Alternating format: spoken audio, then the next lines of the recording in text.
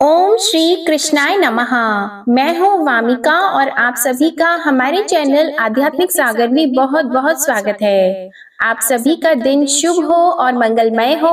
कान्हा जी आपकी सभी मनोकामनाओं को पूर्ण करें। आज आप सुनेंगे माघ मास महात्म्य का अध्याय 12।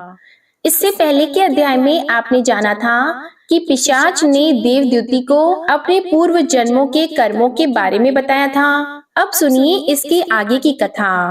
देवद्युति कहने लगा कि हे प्रेत, तुमने सारस के वचन किस प्रकार और क्या सुने थे, सो कृपा करके कहिए। तब प्रेत कहने लगा कि इस वन में कुहरा नाम की नदी पर्वत से निकली है। मैं घूमता घूमता उस नदी के किनारे पहुंचा और थकावट दूर करने के लिए वहां पर ठहर गया। उसी समय लाल मुख और तीखे दांतों वाला एक बड़ा बंदर वृक्ष से उतरकर जल्दी से वहां पर आया जहां एक सारस सोया हुआ था। उस चंचल बंदर ने कई एक पक्षियों को देखकर उस सोए हुए सारस को दृढ़ता से पैरों से पकड़ लिया और तो सब पक्षी उड़कर वहां से चले गए, परंतु सारसी भयभीत होकर विलाप करती हुई वहीं रुक गई। नींद के दूर होने तथा भय से नेत्र खोलकर सारस ने बंदर को देखा और मधुर वाणी से कहने लगा कि हे बंदर, तुम बिना अपराध मुझको क्यों दुख देते हो? इस संसार में राजा भी केवल अपराधियों को ही दंड देता है। तुम्हारे जैसे श्रेष्ठ प्राणी किसी को पीड़ा नहीं देते। हम अहिंसक और दूसरे के कामों को नहीं देखते। जल की काई खाने वाले, आकाश में उड़ने वाले, वन में रहने वाले, अपनी स्त्री से प्रेम करने वाले, किसी को कष्ट नहीं देने वाले हैं। सो इस प्रकार मुझ निरपराधी को हे बंदर छोड़ दो। मैं तुम्हारे पहले जन्म के सब वृतांत जानता हूँ। यह वचन सुनकर वह बंदर उसको छोड़कर दूर बैठ गया और कहने लगा कि तुम मेरे पूर्व जन्म के वृतांत को कैसे जानते हो? तुम अज्ञानी पक्षी हो और मैं वन में घूमने वाला हूँ। तब सारस कहने लगा कि मैं अपनी जाति की स्मृति के बल से तुम्हारे पूर्व जन्म के विषय में जानता हूँ। पूर्व जन्म में तुम विंध्य पर्वत के राजा थे और मैं तुम्हारे कुल का पूज्य पुरोहित था। तुम राजा होकर अपनी प्रजा की पीड़न रूपी अग्नि की ज्वाला से पहले ही तप चुके हो। पहले तुम कुंभीपाक नरक में गिरे गए। तुम्हारे शरीर को नरक में 3000 वर्ष बीत गए। फिर नरक से निकलकर बचे हुए पापों के कारण इस बंदर की योनि में आए और मुझको मारना चाहते हो।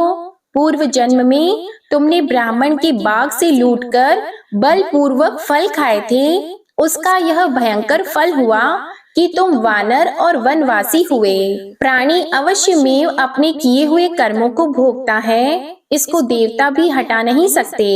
इस प्रकार मैं सारस का जन्म लेकर भी अज्ञान से मोहित नहीं हुआ। इतनी कथा सुनाकर वानर कहने लगा कि यदि ठीक ही जानते हो तो बताओ तुम पक्षी कैसे हुए?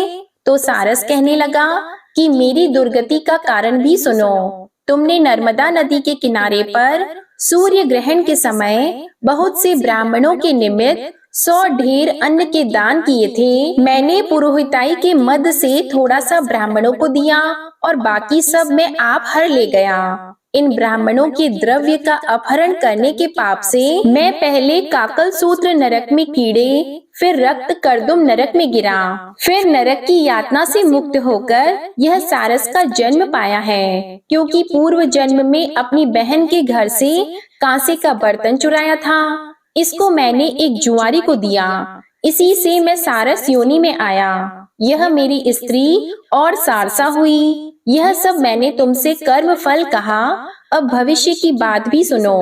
अब मैं, तुम और यह मेरी स्त्री भी हंस होंगे और काम रूप देश में सुख से निवास करेंगे। फिर इसके पश्चात गौ योनि में और फिर जाकर दुर्लभ मनुष्य योनि को प्राप्त होंगे। इसमें मनुष्य पाप और पुण्य दोनों ही कर सकता है। इस प्रकार शिव की माया से यह सारा मोह को प्राप्त होता है। न केवल हम ही परंतु इस संसार के सभी जीव प्रवृत्ति मार्ग में फंसकर अच्छे और बुरे कर्म करते हैं और उनका फल भोगते हैं। इसलिए सब प्राणियों को धर्म का सेवन करना चाहिए। तुम पहले राजा थे और फिर नरक में आ गए, अब बंदर की योनि में वन वन में फिरते हो और फिर भी ऐसा ही जन्म पाओगे। तब वानर ने कहा कि पहले जन्म में मैं तुम्हारी पूजा करता था, अब तुम मुझको प्रणाम करते हो। तुम जाति के स्मरण के मेरे पूर्व जन्म के वृतांत को जानते हो, सो आनंद पूर्वक रहो,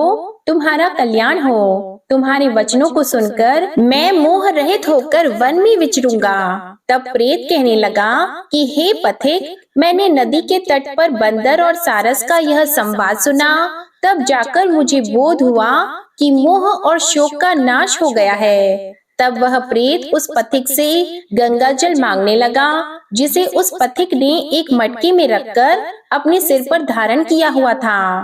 प्रेत कहने लगा, हे पथिक, मैं इस समय तुम्हारे पास जो यह गंगा जल है उसे मांगता हूँ, क्योंकि मैंने इसका बहुत कुछ महात्म्य सुना है। मैंने इस पर्वत पर गंगा जल का बड़ा अद्भुत आश्चर्य देखा था, इसलिए यह जल मैं तुमसे मांगता हूँ, क्योंकि मैं इस प्रेत योनि में अति दुखी हूँ। एक ब्राह्मण अनधिकारी को यज्ञ कराकर ब्रह्म राक्षस हो गया। वह हमारे साथ 8 वर्ष तक रहा। उसके पुत्र ने उसकी अस्थियों को इकट्ठा करके गंगा में कनखल स्थान में गिरवा दिया। उसी समय वह राक्षसत्व त्याग कर सद्गति को प्राप्त हुआ। यह मैंने प्रत्यक्ष देखा है, इसलिए मैंने तुमसे प्रार्थना की है। मैंने पहले जन्म में तीर्थ स्थानों में बड़े बड़े दान लिए थे और उनका प्रायश्चित नहीं किया था। इसी से मैं हजारों वर्ष तक इस प्रेत योनि, जिसमें अन्न और जल मिलना अति दुर्लभ है, दुख पा रहा हूँ। इस योनि में मुझको हजारों वर्ष बीत गए। इस समय आप जल देकर मेरे प्राणों को जो कंठ तक आ गए हैं इन्हें बचाओ। देवद्युति कहने लगे कि ऐसे उस प्रेत के वचन सुनकर वह ब्राह्मण बड़ा विस्मित हुआ और वह अपने मन में विचारने लगा कि संसार में पाप और पुण्य के फल अवश्य आ पड़ते हैं। इस कर्म भूमि में जिन्होंने न्याय से धन इकट्ठा किया है वह धन्य हैं। यह सुनकर प्रेत गदगद वाणी से बोला, हे पथिक, मैं जानता हूँ कि आप सर्वज्ञ हैं। आप मुझको जीवन का आधार जल इस प्रकार दो जैसे मेघ चातक को देता है। तब पथिक कहने लगा, हे प्रेत, मेरे माता पिता भृगु क्षेत्र में बैठे हैं, मैं उन्हीं के लिए जल लाया हूँ। अब बीच में तुमने गंगा के संगम का जल मांग लिया। अब मैं इसी धर्म संदेह में पड़ गया कि क्या करूँ, परंतु मैं यज्ञों को इतना नहीं मानता जितना प्राण रक्षा को मानता हूँ। इसलिए प्रेत को जल देकर तृप्त करके माता पिता के लिए फिर जल लाऊंगा। लोमश जी कहने लगे, इस प्रकार उस पथिक ने गंगा यमुना के संगम का जल उस प्रेत को दिया। उस प्रेत ने प्रीति पूर्वक जल को पिया।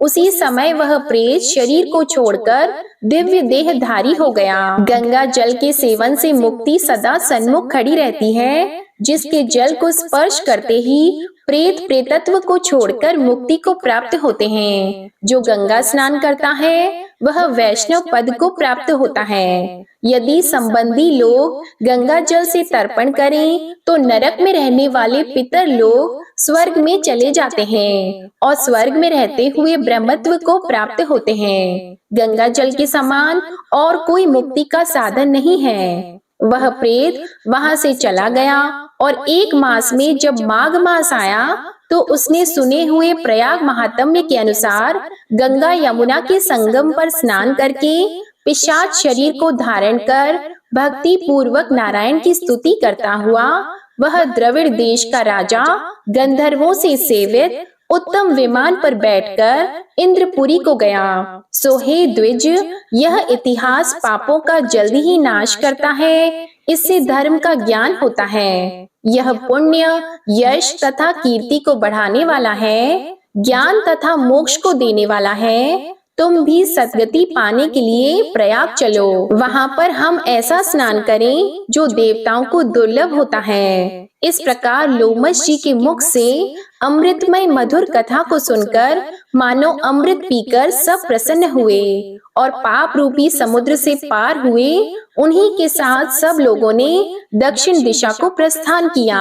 वशिष्ठ जी कहने लगे कि हे राजा दिलीप, बहुत से जन समूह सहित अछूत सरोवर में स्नान करके सुख पूर्वक मोक्ष को प्राप्त हो गए। तब लोमश जी कहने लगे, संसार रूपी इस तीर्थ राजा को सब श्रद्धा पूर्वक देखो। यहाँ पर 33 करोड़ देवता आकर आनंद पूर्वक रहते हैं। यह अक्षय वट है जिसकी जड़ें पाताल तक गई हैं और मार्कंडेय ऋषि प्रलय के समान जिन भगवान के मुख में रहते हैं वह भगवान इसी अक्षय वट का आश्रय लेते हैं। यही शिवजी की प्रिय भगवती भागीरथी है जिसकी सिद्ध लोग सेवा करते हैं। इसी संगम में भगवान विष्णु ने स्त्री प्राप्ति की इच्छा से स्नान करके लक्ष्मी जी को प्राप्त किया।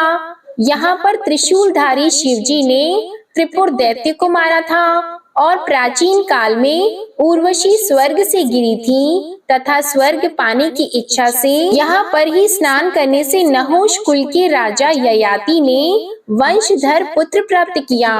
यहाँ पर इंद्र ने प्राचीन काल में धन की इच्छा से स्नान किया था और माया से कुबेर के सब धन को प्राप्त किया था। प्राचीन काल में नारायण तथा नर ने हजारों वर्षों तक प्रयाग में निराहार रहकर उत्तम धर्म किया था। इसी क्षेत्र में तपस्या करके श्री भारद्वाज सप्त ऋषियों में सम्मिलित हुए। जिन्होंने भी यहाँ स्नान किया सबको स्वर्ग की प्राप्ति हुई। इसलिए हमारे विचार से तुम त्रिवेणी में स्नान करो। इस स्नान से पहले किए हुए तुम्हारे सभी पाप नाश हो जाएंगे और संपूर्ण वैभव को प्राप्त हो जाओगे। ऋषि के इस प्रकार के सत्य वचन सुनकर त्रिवेणी में स्नान करने से सभी की पिशाचता नष्ट हो गई। शाप से विमुक्त होकर उन्होंने अपना शरीर धारण कर लिया।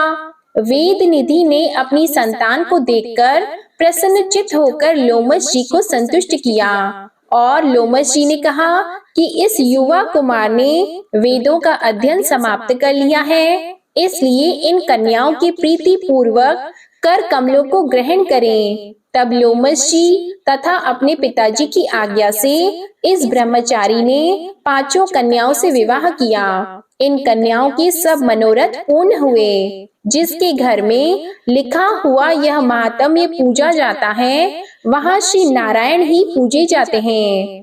पुष्कर तीर्थ में, प्रयाग में, गंगा सागर में, देवालय में, कुरुक्षेत्र में तथा विशेष करके काशी में इसका पाठ अवश्य करना चाहिए। पुष्कर तीर्थ में ग्रहण के अवसर पर इसके पाठ का दुगुना फल मिलता है और मरने के बाद वैष्णव पद को प्राप्त होते हैं। आज का अध्याय यहीं समाप्त हुआ।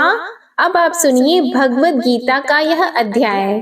भगवान श्री कृष्ण अर्जुन से बोले, हे अर्जुन, जो पुरुष कर्म के फल को न चाहता हुआ करने योग्य कर्म करता है वह सन्यासी और योगी है, और केवल अग्नि को त्यागने वाला सन्यासी योगी नहीं है तथा केवल क्रियाओं को त्यागने वाला भी सन्यासी योगी नहीं है। इसलिए हे अर्जुन, जिसको सन्यास ऐसा कहते हैं उसी को तू योग जान, क्योंकि संकल्पों को न त्यागने वाला कोई भी पुरुष योगी नहीं होता।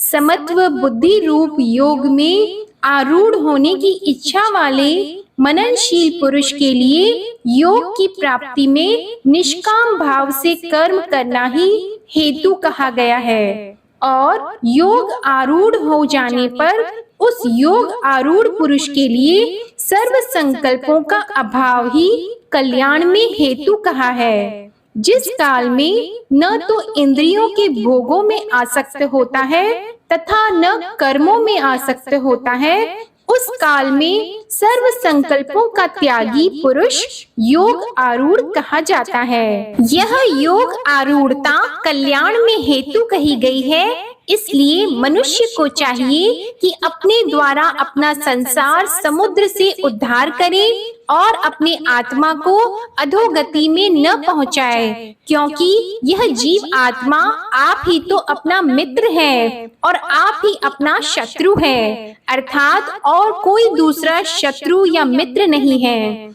उस जीव आत्मा का तो वह आप ही मित्र है कि जिस जीव आत्मा द्वारा मन और इंद्रियों सहित शरीर जीता हुआ है और जिसके द्वारा मन और इंद्रियों सहित शरीर नहीं जीता गया है, उसका वह आप ही शत्रु के सदृश शत्रुता में बरतता है। हे अर्जुन, सर्दी, गर्मी और सुख दुख आदि को में तथा मान और अपमान में जिसके अंतःकरण की वृत्तियां अच्छी प्रकार शांत हैं, अर्थात विकार रहित हैं, ऐसे स्वाधीन आत्मा वाले पुरुष के ज्ञान में सच्चिदानंद घन परमात्मा सम्यक प्रकार से स्थित है, अर्थात उसके ज्ञान में परमात्मा के सिवा अन्य कुछ है ही नहीं। ज्ञान विज्ञान से तृप्त है, अंतःकरण जिसका तथा विकार रहित है, स्थिति जिसकी और अच्छी प्रकार जीती हुई है, इंद्रियां जिसकी तथा समान है मिट्टी, पत्थर और सुवर्ण जिसके,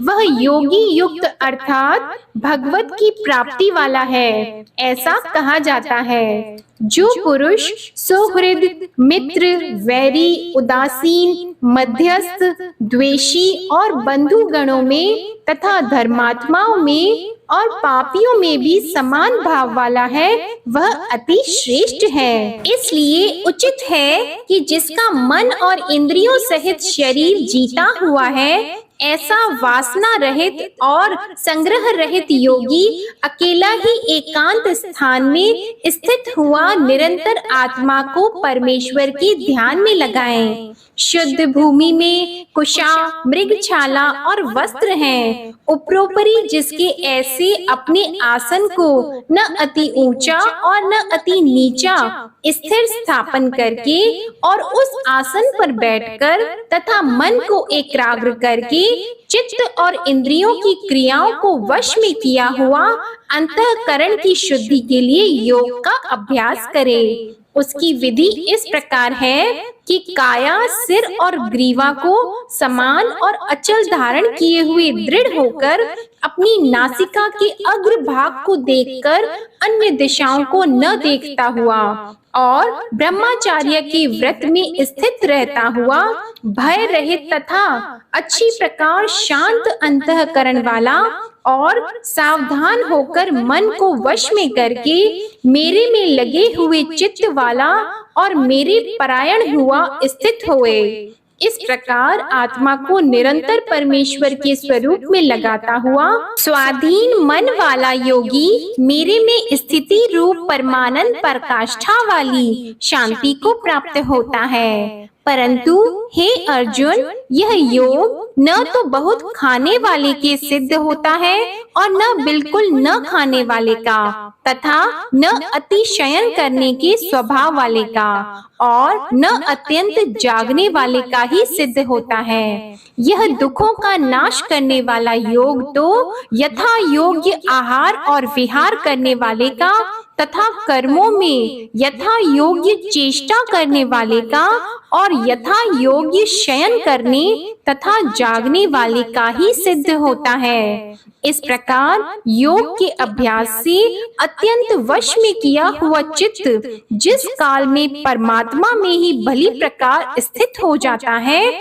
उस काल में संपूर्ण कामनाओं से स्पृहा रहित हुआ पुरुष योग युक्त ऐसा कहा जाता है। जिस प्रकार वायु रहित स्थान में स्थित दीपक चलायमान नहीं होता है, वैसी ही उपमा परमात्मा के ध्यान में लगे हुए योगी के जीते हुए चित्त की कही गई है। हे अर्जुन, जिस अवस्था में योग के अभ्यास से निरुद्ध हुआ चित्त उपराम हो जाता है और जिस अवस्था में परमेश्वर के ध्यान से शुद्ध हुई सूक्ष्म बुद्धि द्वारा परमात्मा को साक्षात करता हुआ सच्चिदानंद घन परमात्मा में ही संतुष्ट होता है, तथा इंद्रियों से अतीत केवल शुद्ध हुई सूक्ष्म बुद्धि द्वारा ग्रहण करने योग्य जो अनंत आनंद है, उसको जिस अवस्था में अनुभव करता है और जिस अवस्था में स्थित हुआ यह योगी भगवत स्वरूप से नहीं चलायमान होता है और परमेश्वर की प्राप्ति रूप जिस लाभ को प्राप्त होकर उससे अधिक दूसरा कुछ भी लाभ नहीं मानता है और भगवत प्राप्ति रूप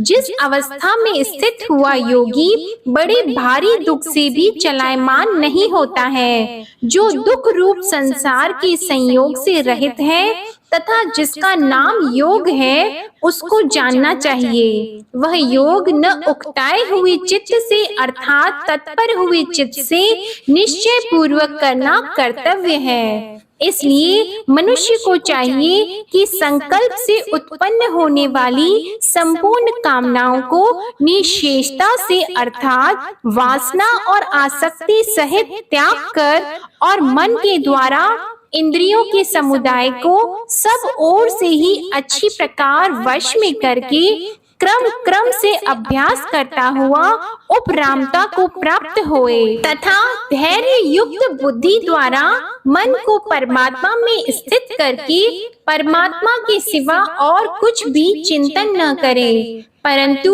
जिसका मन वश में नहीं हुआ हो, उसको चाहिए कि यह स्थिर न रहने वाला और चंचल मन जिस कारण से सांसारिक पदार्थों में विचरता है, उससे रोककर बारंबार परमात्मा में ही निरोध करे, क्योंकि जिसका मन अच्छी प्रकार शांत है और जो पाप से रहित है और जिसका रजोगुण शांत हो गया है, ऐसे इस सच्चिदानंद घन ब्रह्मा के साथ एक ही भाव हुए योगी को अति उत्तम आनंद प्राप्त होता है। वह पाप रहित योगी इस प्रकार निरंतर आत्मा को परमात्मा में लगाता हुआ सुख पूर्वक पर ब्रह्मा परमात्मा की प्राप्ति रूप अनंत आनंद को अनुभव करता है।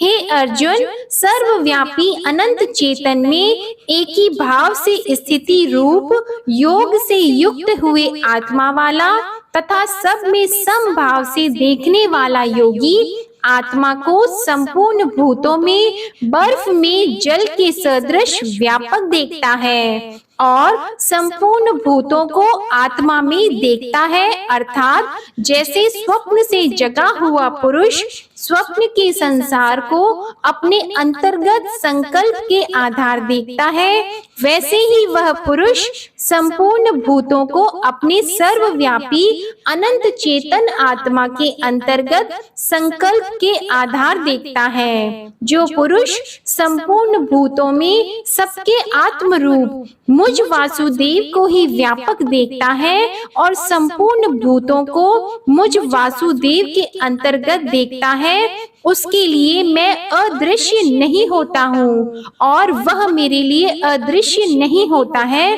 क्योंकि वह मेरे में एक ही भाव से स्थित है। इस प्रकार जो पुरुष एक ही भाव में स्थित हुआ संपूर्ण भूतों में आत्म रूप से स्थित मुझ सच्चिदानंद घन वासुदेव को भजता है, वह योगी सब प्रकार से बढ़ता हुआ भी मेरे में ही बढ़ता है, क्योंकि उसके अनुभव में मेरे सिवा अन्य कुछ है ही नहीं। हे अर्जुन, जो योगी अपनी सादृश्यता से संपूर्ण भूतों में सम देखता है और सुख अथवा दुख को भी सब में सम देखता है, वह योगी परम श्रेष्ठ माना गया है। इस प्रकार भगवान के वाक्यों को सुनकर अर्जुन बोले, हे मधुसूदन, जो यह ध्यान योग आपने समत्व भाव से कहा है, इसकी मैं मन के चंचल होने से बहुत काल तक ठहरने वाली स्थिति को नहीं देखता हूँ, क्योंकि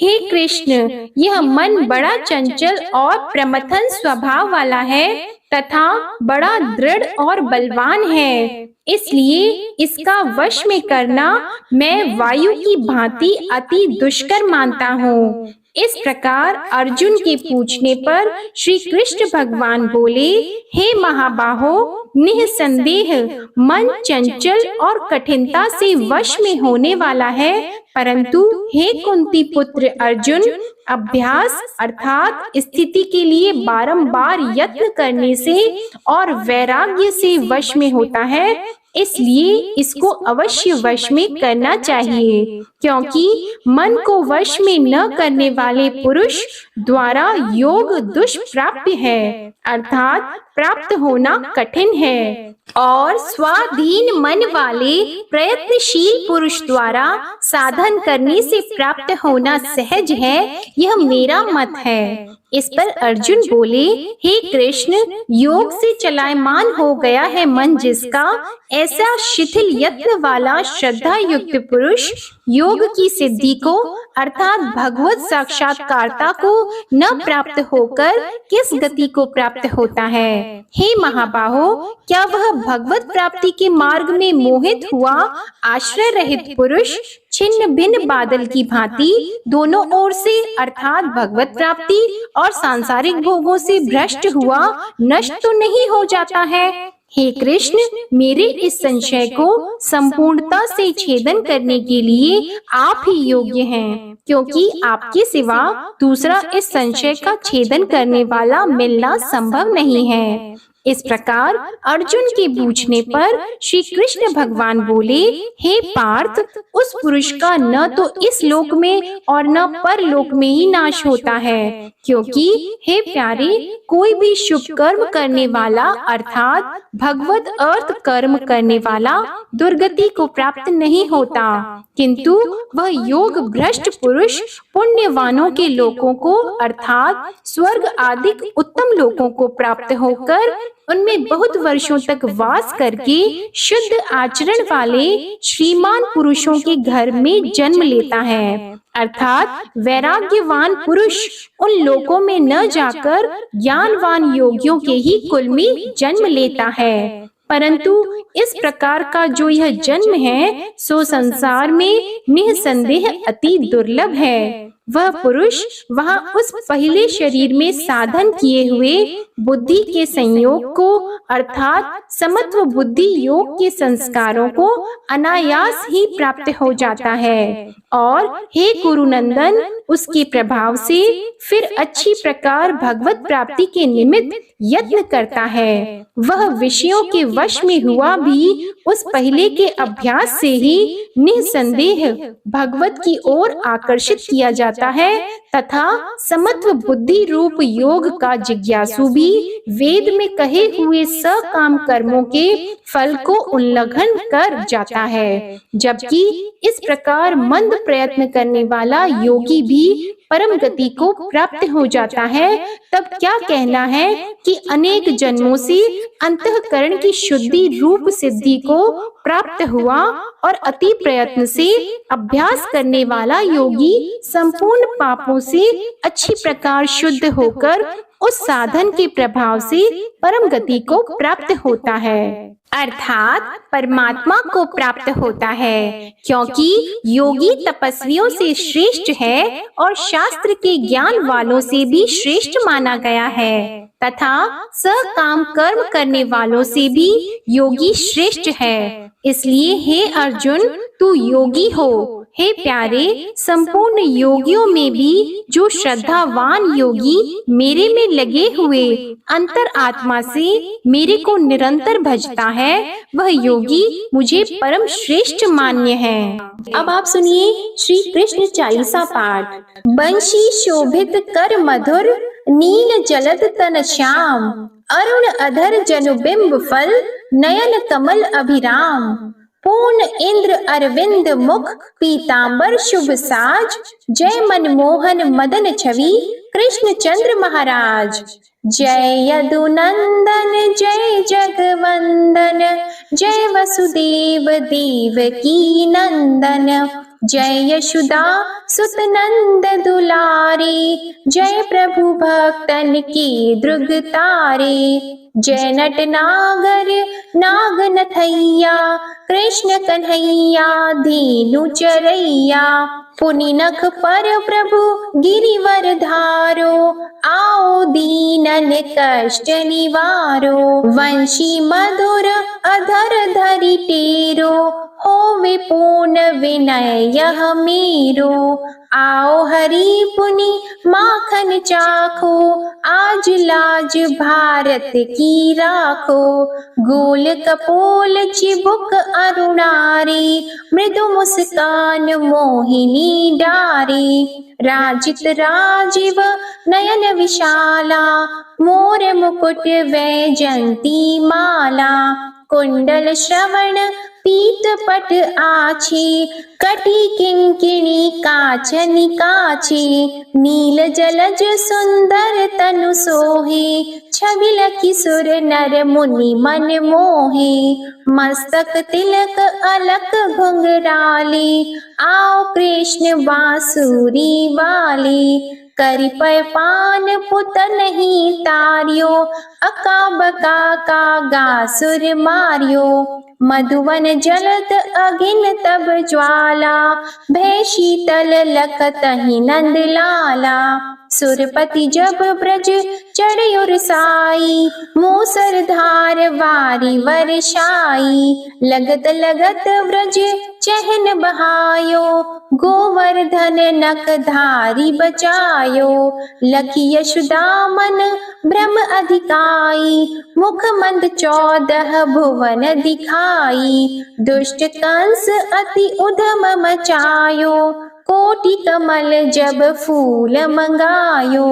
नाथी कली यहीं तब तुम लीन है, चरण चिन्ह दे निर्भय कीन है। करि गोपिन संग रास विलासा, सबकी पूर्ण करि अभिलाषा। केतिक महा असुर संहार्यो, कंसहि केस पकड़ी दे मार्यो। मात पिता की बंदी छुड़ाई, उग्रसेन कह राज दिलाई। महिषी मृतक छहो सुत लायो, मातु देव की शोक मिटायो। भौमासुर मुर दैत्य सहारी, लाए 68 सहस कुमारी। देवी मही तृण चीर सहारा, जरा सिंधु राक्षस कहि मारा। असुर बकासुर आदिक मारियो, भक्तन के तब कष्ट निवार्यो।